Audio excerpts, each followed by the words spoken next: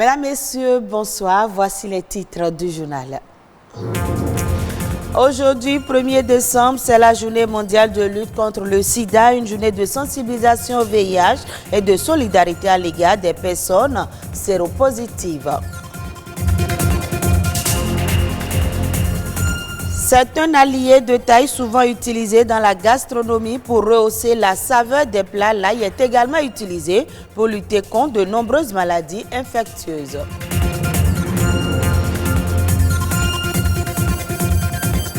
Les abeilles produisent du miel très prisé et bénéfique pour la santé, mais au péril de leur vie, un ingénieur agronome nous enseigne des techniques pour extraire le miel en gardant la vie sauve aux abeilles.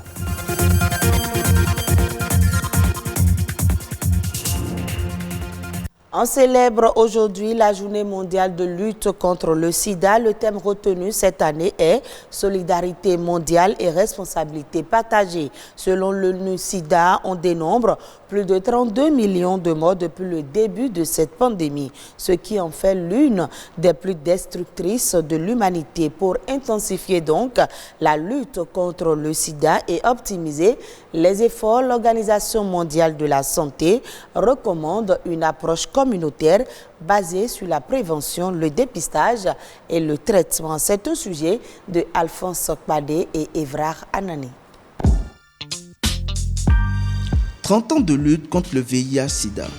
Malgré de grandes avancées scientifiques, les populations les plus précaires se retrouvent en première ligne face au VIH. Au Bénin, en fin 2018, 113 000 personnes vivent encore avec le VIH.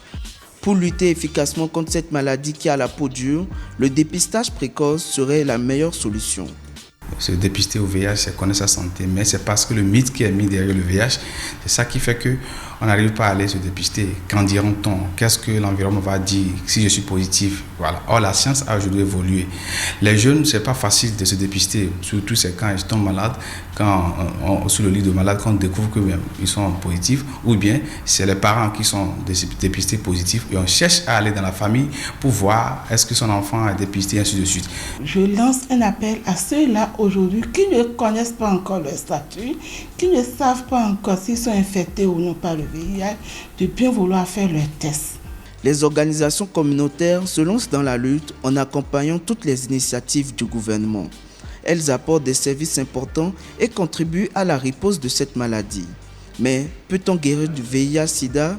Comment se fait la prise en charge au Bénin? Depuis 2005, nous avons eu à traiter, à mettre sous traitement plus de 1000 patients. Il y a certains qui sont décédés, il y a certains qui ont été transférés sur d'autres sites.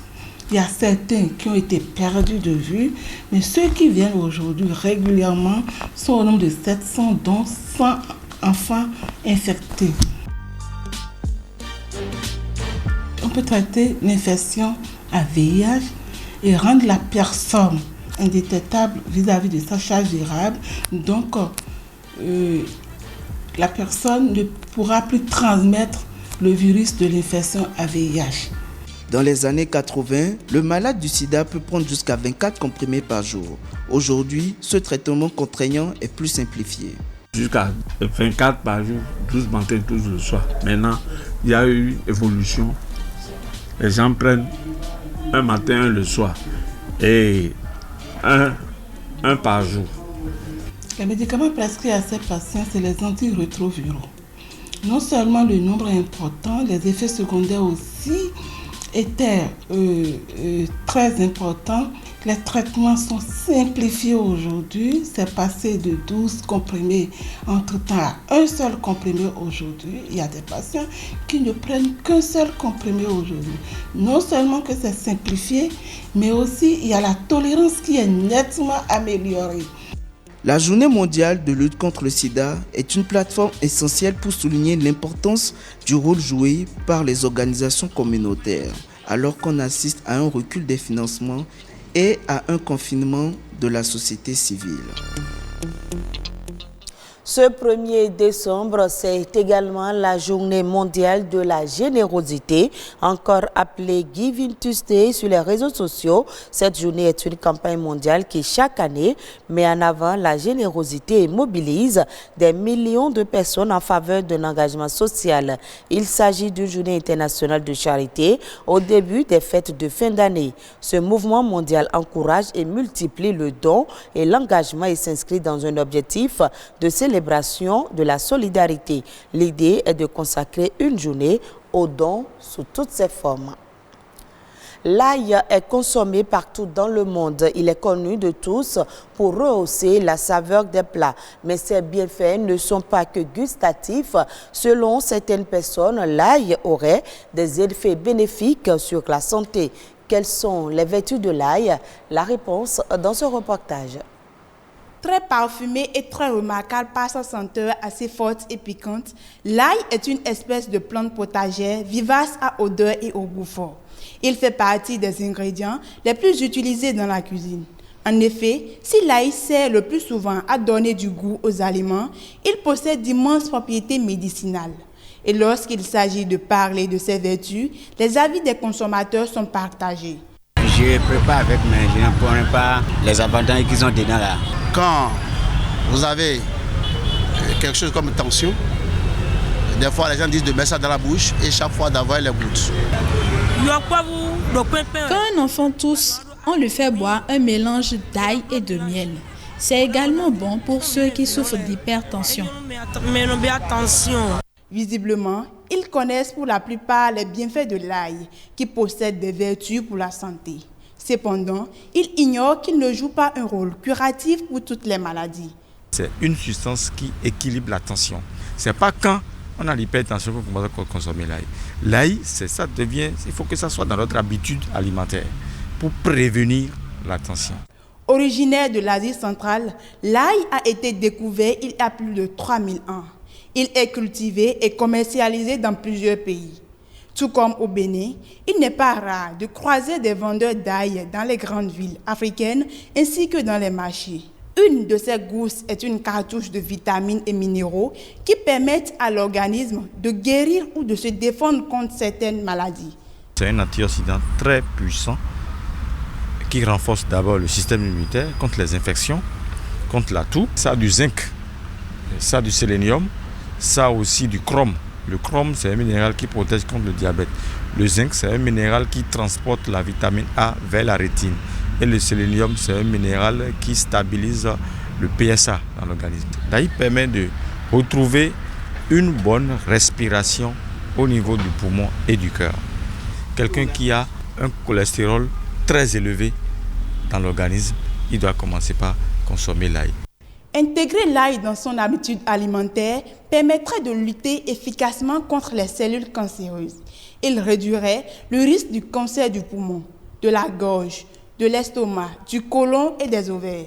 Les spécialistes conseillent d'ailleurs la consommation de 4 gousses d'ail par jour. Et la meilleure manière de bénéficier de ses qualités nutritionnelles est donc d'éviter de le mettre au feu.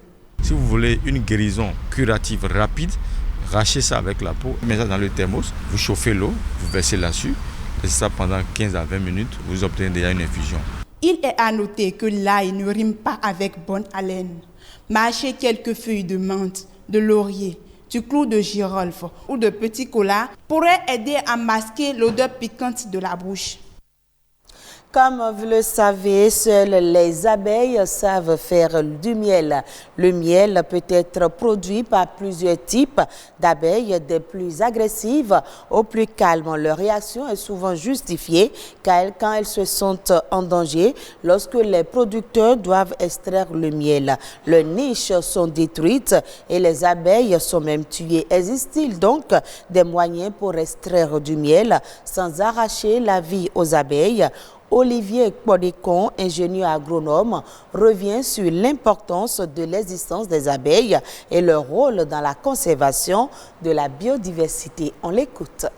Dans le monde, nous avons jusqu'à plus de 20 000 espèces, mais au Bénin, on peut retenir l'espèce mellifère qui est Apis mellifera indica.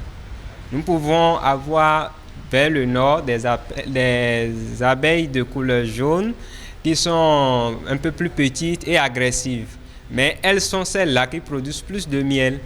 Et quand nous descendons vers le sud, passant par le centre déjà, nous avons celle-là qui est noire, un peu plus grosse, mais l'autre étant moins agressive, elle produit moins de miel. Sans les abeilles, il faut dire qu'on aura des difficultés à obtenir par exemple de bons fruits. Cela suppose que déjà dans nos vergers, il est bien d'installer quelques ruches afin de profiter de ce rôle de pollinisateur que jouent les abeilles. Autrement, le miel ou les autres produits de ruches sont utilisés dans l'alimentation et dans beaucoup d'autres industries cosmétiques pour la commercialisation. Quand nous prenons le nord, les gens sont fiers de prendre le miel du nord, mais c'est du miel chassé. Cela voudra dire quoi? On détruit, on tue les abeilles et on va récolter leur miel, ce qui est écologiquement est mauvais. Donc, ce qu'il faut retenir est qu'au Bénin, nous avons le miel, mais pour avoir le miel de bonne qualité, il faut aller vers les apiculteurs professionnels. En Afrique du Sud, la branche textile habillement à la côte, longtemps délaissée au profit des importations chinoises à bas prix, l'industrie locale attire de nouveau les détaillants avec le coronavirus qui a perturbé les approvisionnements depuis l'empire du milieu. D'après les observateurs, le retour vers l'approvisionnement local devrait s'étendre au-delà de la mauvaise conjoncture liée au coronavirus et se renforcer à long terme. En effet, les entreprises ont signé en novembre 2019, le plan de relance de la filière qui s'est effondré vers la fin des années 90 avec pour engagement de porter à 65% le taux de recours en produits textiles locaux sur la prochaine décennie. L'industrie du textile et des vêtements compte pour environ 1,7% du PIB de la nation arc-en-ciel. Célébrer la culture noire tout en s'amusant, tel est l'objectif du nouveau jeu de société Feel in the Black créé par l'entrepreneur nigériane Funmi Oyatogun. Il a pour objectif de mieux faire connaître la culture noire et l'histoire de l'Afrique, un succès qui s'exporte même jusqu'aux États-Unis. Suivez ce reportage. Ces machines fabriquent un tout nouveau jeu de société nigérian. Le but, faire deviner à ses partenaires une célébrité ou un lieu, mais sans utiliser certains mots trop liés au sujet. La spécificité de ce jeu est que tout ce qui doit être deviné a un lien avec l'Afrique et la culture noire. Funmi Oyatogun, une entrepreneuse de 28 ans, l'a créé pendant la pandémie pour divertir ses amis. Elle l'a aussi imaginé peu après la mort de George Floyd aux États-Unis. Ce citoyen noir a été tué par un policier blanc qui avait placé son genou sur son cou. Une mort qui avait provoqué des manifestations à travers le monde avec le slogan Black Lives Matter. It was also during the pandemic that we had so many movements going on with people just, demanding for their existence to be recognized. People started to get a bit more conscious and a bit more vocal about telling black stories. Plus de 1000 exemplaires ont été distribués au Royaume-Uni, au Canada, aux États-Unis et bien sûr au Nigeria, où le jeu compte déjà de nombreux fans. I've played it with my friends, brought us together. A lot of arguments sometimes get heated, and I don't usually like playing games, but this game was the one to play because it's about culture, it's about, the things that you know, and the things that you've also learned and heard about. Le jeu coûte entre 18 et 25 $ selon les pays. Funmi Oyatogun espère créer prochainement des cartes dans plusieurs langues pour que, dit-elle, davantage de personnes puissent s'amuser tout en célébrant la culture noire. Retrouvez ce journal sur le www.ortb.bj. Merci à vous de nous avoir suivis et très bonne suite de nos programmes.